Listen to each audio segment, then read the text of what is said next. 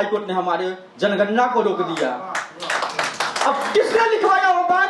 लिखवाने वाले व्यक्ति हो सकते हैं एडवोकेट जनरल, और किस जाति के हैं वो? 600 करोड़ का नुकसान सरकार को कराने जा रहे हैं ये एडवोकेट जनरल। पहले वो उसी मामले में आरोप जो पेटिशनर है उसके वकील थे, और अब वो उसी मामले में सरकार के वकील हो गए हैं। बात क्या वो सरकार का पैरवी करेंगे भाई? तो जातिगत जनगणना में जो आया है verdict, it was a completely failure of the state government और completely failure of the social justice के नाम पर जो चल रहा है बिहार में। ये सामाजिक न्याय की सरकार नहीं है, ये सामाजिक, हमको लगता है कि लालू जी बीमार हैं, इसके कारण ये सारा गड़बड़ियां हो रही है। बिहार में 7 साल से अनुसूचित जाति आयोग नहीं है। जब आयोग नहीं है तो दलित का कौन सुनता होगा भाई? तनका आलोचना कर दिया वर्तमान सरकार का, मेरे गांव में मुझे चलने नहीं दे रहे हैं लोग, ऐसा स्थिति आ गया। बिहार में जाति घोटाला, तो नीतीश जी 2016 में कुछ बैकवर्ड जातियों को एससी बना दिया, एसटी बना दिया। प्रावधान है कि आर्टिकल 341 के तहत उसको पार्लियामेंट करेगा, लेकिन नीतीश जी ने जुगाड़ टेक्नोलॉजी से उसको कर दिया। उस पर भारत सरकार ने तत्काल रोक लगाया, लेकिन कोई खबर नहीं इसकी कि भारत सरकार ने रोक लगाया। हमने आरटीआई से उसको निकाला, उस दस्तावेज को प्रकाशित किया। तो अखबार में एकमात्र अखबार था वीरेंद्र यादव जिसने उसको छापा था 2017 में। और उसके बाद मैंने अपने यूथ की आवाज में लिखा उस पर। उसके बाद कुछ लोग सुप्रीम कोर्ट गए, हाई कोर्ट गए, तो जैसे कि लोहार वाले मामले में उसको बिहार सरकार के आदेश को रद्द कर दिया और बाकी मामले पेंडिंग हैं। दूसरा, स्कॉलरशिप का मुद्दा आप लोग सुन रहे होंगे। 2018 में हमने आरटीआई से निकाला था कि एससी, एसटी और ओबीसी का जो स्कॉलरशिप स्कीम है वो पूर्णतः डाइल्यूट कर दिया गया। तो जब एक समय लालू और नीतीश जी का सरकार था, लालू जी नीतीश जी का, तो वो 2000 करोड़ तक खर्च करते थे। जैसे ही लालू यादव जी का वहां से जाना होता है, वो स्कॉलरशिप स्कीम का बजट घट करके 500-600 करोड़ पे आ जाता है। जो लाभार्थी लगभग 2-2 करोड़ हुआ करते, 80-80 लाख हुआ करते थे, वो घट करके 20 लाख हो गया। ये क्या दर्शाता है? और इसका कोई स्टोरी नहीं, किसी अखबार में कोई स्टोरी नहीं। दिल्ली से इंडियन एक्सप्रेस चलता है, बड़े रिक्वेस्ट करने के बाद इंडियन एक्सप्रेस ने इन चीजों को छापा। एक और आप लोगों ने सुना होगा कि बिहार में बजट का रोड बना दिया, हाईवे बना दिया। बिहार सरकार का ये चमत्कार है, लेकिन किसी हिंदी अखबार ने नहीं छापा कि बिहार सरकार ने दलितों के कल्याण के शेड्यूल का सब प्लान के 8800 करोड़ रुपए बिजली कंपनियों को अनुदान में दे दिया, बड़े हाईवे बनाने के लिए दे दिया, बिल्डिंग बनाने के लिए दे दिया, लेकिन स्कॉलरशिप के लिए इनके पास पैसे नहीं है। किसी अखबार ने नहीं छापा। ये दर्द पत्रकारिता और सरोकार की है। मैं यहां से बोल रहा हूं, और सबसे ज्यादा तकलीफ तब होता है जब मैंने वीरेंद्र भैया को कहा कि मेरे आंख से आंसू आ रहा है जब आप मुझे सम्मान देने का ऑफर दे रहे हैं। उस दौर में इतना आलोचना किया नीतीश कुमार का, लेकिन किसी ने मुझे धमकी नहीं दिया। मैंने बहुत लिखा नीतीश कुमार के खिलाफ, लेकिन संजोग ऐसा है कि कभी किसी ने धमकी नहीं दिया। लेकिन जब तनका आलोचना कर दिया वर्तमान सरकार का, मेरे गांव में मुझे चलने नहीं दे रहे हैं लोग, ऐसा स्थिति आ गया, तो इसको क्या कहेंगे? तो हमारे जो लोग हैं, कम से कम उनको आलोचना सुनने का आदत बनाना चाहिए कि अगर मेरे घर का बेटा अगर कुछ बोल रहा है तो यार उसको कम से कम सुनो, नहीं सुनो तो कम से कम उसको डिस्टर्ब मत करो। हम तो सही बात ना कह रहे हैं, हम गलत तो नहीं लिख रहे हैं, तथ्य पर आधारित लिख रहे हैं कि बिहार में 7 साल से अनुसूचित जाति आयोग नहीं है। जब आयोगे नहीं है तो दलित का कौन सुनता होगा भाई? बिहार में 3 साल से महिला आयोगे नहीं है। अब आयोगे नहीं है तो महिला का शिकायत कौन सुनेगा? तो ये जो सरकार है, कम से अब हाईकोर्ट में हार गए जाति आधारित जनगणना पर। मालूम है जजमेंट में क्या बोला हाईकोर्ट ने?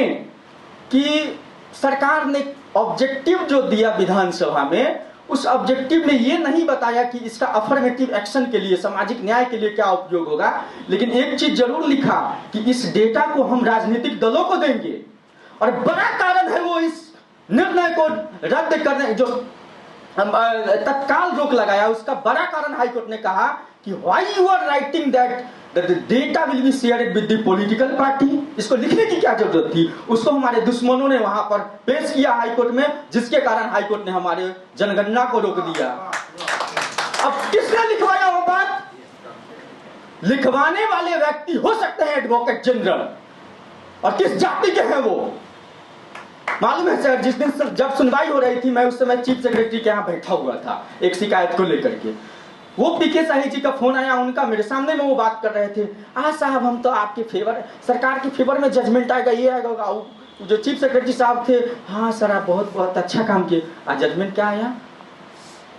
मैं पीके शाही जी का नाम, उनके व्यक्तिगत आक्षेप नहीं कर रहा हूं, लेकिन जो लोग हैं देश में, इस तरीके के लोग, इन्होंने आरक्षण विरोधी इतने मुकदमे लड़े हैं बिहार में। प्रोफेसर की नियुक्ति पर रोक लगवाया जिस आदमी ने, जिसने सैकड़ों इस सरकार के विरुद्ध पीआईएल को पैरवी किया, वैसे व्यक्ति को। और अभी एक अलका वर्मा मैडम बहुत मजबूत महिला है, उन्होंने कहा है कि 600 करोड़ का नुकसान सरकार को कराने जा रहे हैं ये एडवोकेट जनरल।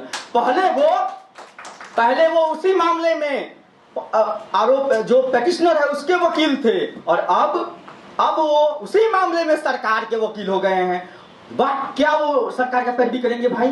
तो जातिगत जनगणना में जो आया है verdict, it was a completely failure of the state government, और completely failure of the social justice के नाम पर जो चल रहा है बिहार में। ये सामाजिक न्याय की सरकार नहीं है, ये सामाजिक, हमको लगता है कि लालू जी बीमार हैं, इसके कारण ये सारा गड़बड़ियां हो रही है। मैं प्रार्थना करता हूं ईश्वर को स्मरण करते हुए कि हे भगवान, अगर आप हैं तो लालू जी को सद्बुद्धि दीजिए, उनके अंदर वो ताकत दीजिए कि वो नीतीश कुमार के सामाजिक न्याय विरोधी कार्यों पर तत्काल रोक लगाए, और ऐसे एडवोकेट जनरल जो हमारे समाज के विरोध में आर्गुमेंट करता था पहले और आज कर रहा है हाई कोर्ट में, उसको तत्काल हटाया जाए इस रीजन को लेकर के। भाई साहब, भारत सरकार का वकील 2 मिनट में चेंज हो जाता है यदि कोई गलत निर्णय आ जाए। ये निर्णय साधारण निर्णय है। तो ये मेरा कहना है, दलितों और पिछड़ों के मामलों में जो आज हमारे बिहार की स्थिति है, हमको लगता है कि यदि यहाँ के नेताओं को एक नजीर पेश करना है देश में सामाजिक न्याय का, और नरेंद्र मोदी से मुकाबला करना है, तो जातिगत सामाजिक न्याय से बड़ा कोई मॉडल नहीं हो सकता। लालू यादव का जो सामाजिक न्याय का मॉडल है, जो था 1990 के समय में, वैसे जो अंबेडकर का सामाजिक न्याय का मॉडल है, पेरियार का सामाजिक न्याय का मॉडल है, वैसे सामाजिक न्याय के मॉडल को इनको बिहार में लागू करके, और सामाजिक न्याय का वास्तविक जो मायने होता है दलितों आदिवासियों, हम मांग करते हैं, यहाँ सरकार के प्रतिनिधि बैठे हुए हैं, कि दलितों के बजट के सही यूटिलाइजेशन के लिए शेड्यूल कास्ट सब प्लान, ट्राइबल सब प्लान, आपका तमिलनाडु सरकार कानून बना रहा है, आपका कर्नाटक सरकार बनाया था, कांग्रेस का वहां सरकार था, अभी हाल ही में राजस्थान सरकार ने बनाया, आप भी उसका कानून बनाइए। आप महिला आयोग, दलित आयोग को बंद करके रखे हैं, इसको चालू कीजिए। दलित बच्चों को जो स्कॉलरशिप नहीं दे रहे हैं, उनको फीस पर पूर्ति और फ्री सिप कार्ड का फायदा दीजिए। और नहीं दीजिएगा तो हम लोग जो लिख रहे हैं इसका फायदा कुछ और लोग उठा लेंगे। तो ये मत कहिएगा कि हमारे बीच के आदमी लोगों ने लिखा और उसका फायदा फनामा आदमी ने उठा लिया। अपने गलती को सुधारिए, मैं यही कहूंगा। और मैं अपने इस सम्मान को अपने समाज के वो वंचित वर्गों को, जो दलित है, शोषित है, पीड़ित है, पिछड़ा है, अकलियत है, उनको समर्पित करता हूं। और आप सभी को धन्यवाद देता हूं कि सबसे ज्यादा धन्यवाद मैं भैया को देना चाहता हूं कि आपने इस योग्य मुझे समझा। Thank you so much. जय भीम, जय भारत।